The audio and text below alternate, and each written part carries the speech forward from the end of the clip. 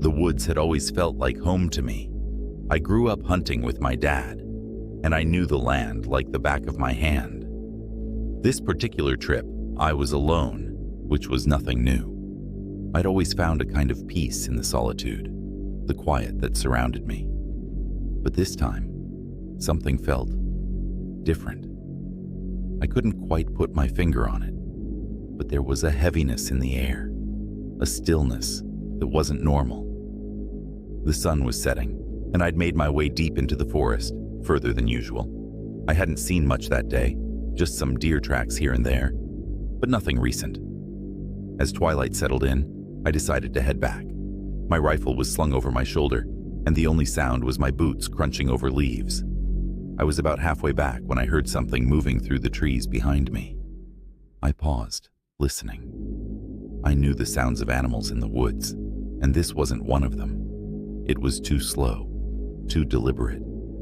I turned, expecting maybe a stray deer or even a coyote, but there was nothing, just shadows.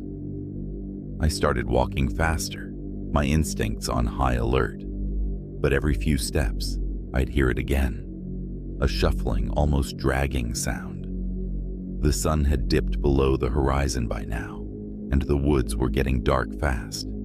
I kept glancing over my shoulder, half expecting to see something following me, but each time, the path behind me was empty. Then, just as I was nearing the edge of the woods, I saw it, a shape up ahead, crouched low on the trail. I froze, my heart pounding as I raised my rifle, my eyes straining to make sense of what I was seeing.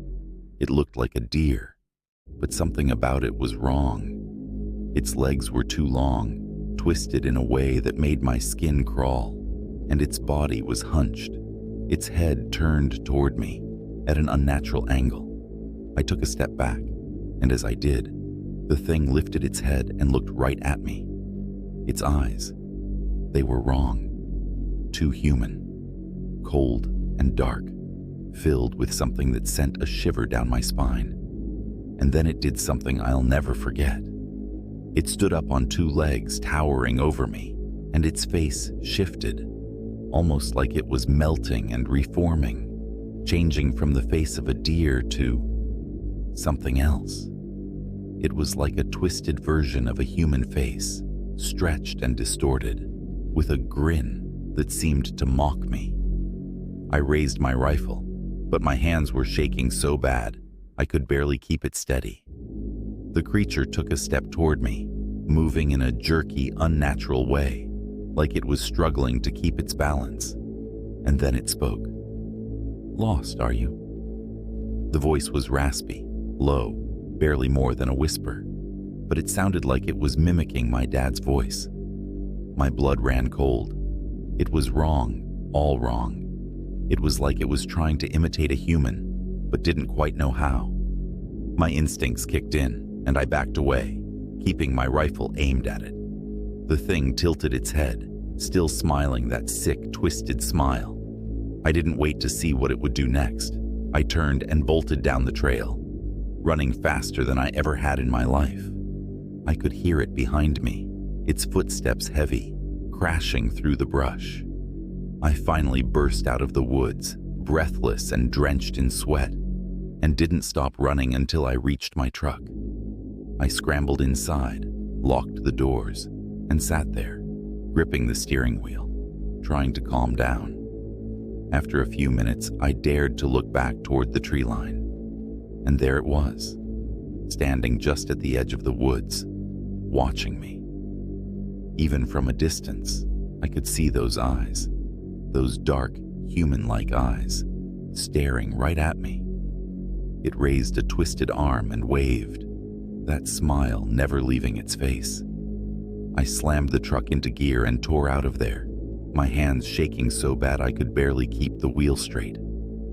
I don't go hunting alone anymore.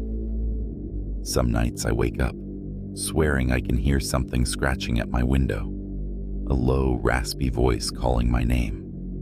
And every time I see that face in my mind, that sick, mocking smile, and those dark, knowing eyes,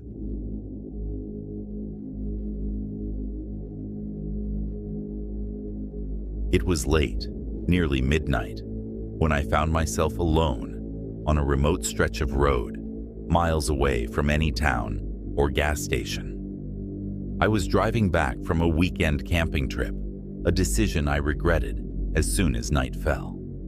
The landscape was vast and empty, just open desert, some scrub brush, and the pitch-black sky. As I drove, I kept catching movement out of the corner of my eye, shadows that seemed to dart alongside my car. I brushed it off as a trick of the headlights reflecting off the brush. But then, suddenly, my car's radio crackled and cut out, filling the air with a low, static hum that made my skin crawl. I glanced in my rearview mirror, only to see something that I still can't fully describe. At first, it looked like a coyote, lean and hunched. But then it stood up, almost human-like, on two legs, staring at my car with eyes that gleamed in the dark. I thought maybe I was seeing things. It had been a long drive, and I was exhausted. But it didn't disappear. It kept pace with me, sometimes dropping down on all fours, only to rise up again, moving impossibly fast. Panic set in. I pressed my foot down harder on the gas pedal, speeding down the road, but no matter how fast I went, it kept up. The thing let out a scream, something like a mix between a human scream and an animal's howl. And suddenly, I knew it wasn't just some desert animal. I was in the presence of something ancient, something that didn't belong. Desperate, I kept my eyes forward and tried to ignore it, hoping it would leave. But then came the knocking, a slow, deliberate tap on the window next to me. My blood went cold. I was going nearly 70 miles per hour. How could it possibly be knocking? I forced myself to glance over and saw a face pressed against the glass, a face that looked almost human, but stretched and distorted. The eyes too large and black, the mouth stretched in an unnatural grin. It was mouthing words. I couldn't hear what it was saying, but I didn't need to. The look in its eyes told me enough. It was mocking me, enjoying my terror. My heart pounded so hard I thought it might burst. And then, as suddenly as it had appeared, it vanished. I looked back in the rearview mirror. Nothing. Just empty desert and the fading hum of the radio. I didn't stop until I reached a town an hour later, still shaking, barely able to explain what had happened. The locals just stared at me, some of them nodding knowingly, as if they'd heard it all before. One old man simply said, "You were lucky. Next time, don't look." I didn't ask him what he meant. I didn't want to know.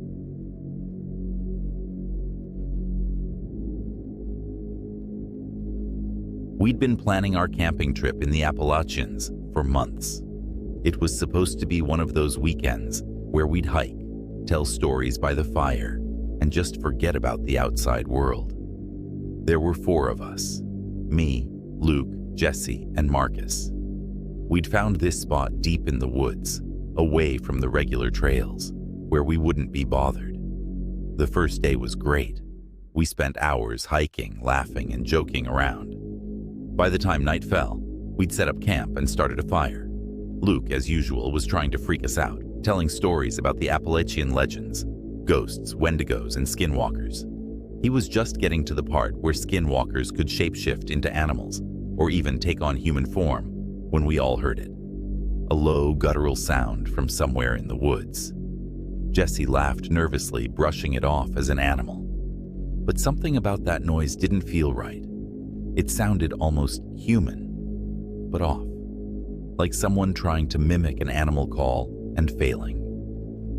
Luke grinned and leaned into his story even harder, but I could tell that even he was a little unsettled. A few minutes later, Marcus stood up and shined his flashlight around, as if to reassure himself there was nothing out there. His beam passed over the trees, and for a split second, I thought I saw something move in the darkness, a figure crouched low behind a tree. But when I looked again, it was gone. I didn't say anything. I figured my mind was just playing tricks on me. The night dragged on, and eventually, we all settled into our tents. I must have been asleep for a few hours when I woke up to the sound of footsteps just outside my tent. At first, I thought it was one of the guys, maybe going to the bathroom, but then I heard it again. Soft, deliberate steps circling around the camp. I froze, listening as the footsteps stopped right outside my tent. I held my breath, straining to hear, when suddenly, a voice whispered my name. Ben. It sounded like Jessie, but there was something wrong with it. Her voice was higher, almost strained, like someone forcing out each syllable. Ben. The voice whispered again, closer this time. My heart pounded as I gathered the courage to unzip the tent, just a tiny bit, just enough to peek out. My flashlight flickered on, and in its weak beam, I saw her, or what looked like her. Jessie was standing there, but she was wrong. Her eyes were too wide, her face pale and stretched in a way that made my skin crawl. She was smiling, but it wasn't her smile. It was too big, too forced. And then she turned and, on all fours, scurried off into the darkness, faster than any human could move. I zipped my tent back up and lay there trembling, hoping I'd imagined it. I must have fallen asleep somehow, because the next thing I remember is the morning light streaming through my tent. I scrambled out, desperate to find the others, but when I got to the fire pit, I found Marcus and Luke looking as terrified as I felt. Did you see Jessie last night?" I asked. Marcus nodded slowly. She was outside my tent, but it wasn't her. We all looked around, and then it hit us. Jessie was gone. Her tent was still there, her backpack, and everything left behind. We called out for her, our voices echoing into the stillness of the forest, but there was no answer. Panicked, we started packing up, figuring she must have gotten lost. But then, as we were gathering the last of our things, Luke froze, pointing to the ground. There, in the dirt around our camp, were strange footprints, not quite human, but not quite animal either. They were huge, distorted, as if something heavy had dug into the earth, almost claw-like. We hiked out of there as fast as we could, calling for Jessie the whole way, but we never found her. When we finally reached the nearest ranger station, we reported her missing. They organized a search, but after days of combing the area, they found nothing. No one ever did. No one will ever understand the pure fear I felt, now mixed with sadness for my lost friend. Sometimes, I still hear that voice in my dreams, whispering my name, calling from the shadows in a voice that's almost familiar. I try to tell myself it was just my mind playing tricks on me. But deep down, I know that whatever we saw that night, it had Jessie's face, but it wasn't her. And somewhere, out there in those mountains, it's still watching.